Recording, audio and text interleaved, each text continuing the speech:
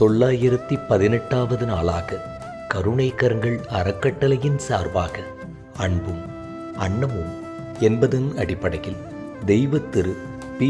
உதயகுமார், திருமதி என். சித்ரா தேவி தம்பதியரின் அன்பு திருமகன் இன்று பிறந்தநாள் காணும் தீர்க்க சிரஞ்சீவி திரு யு.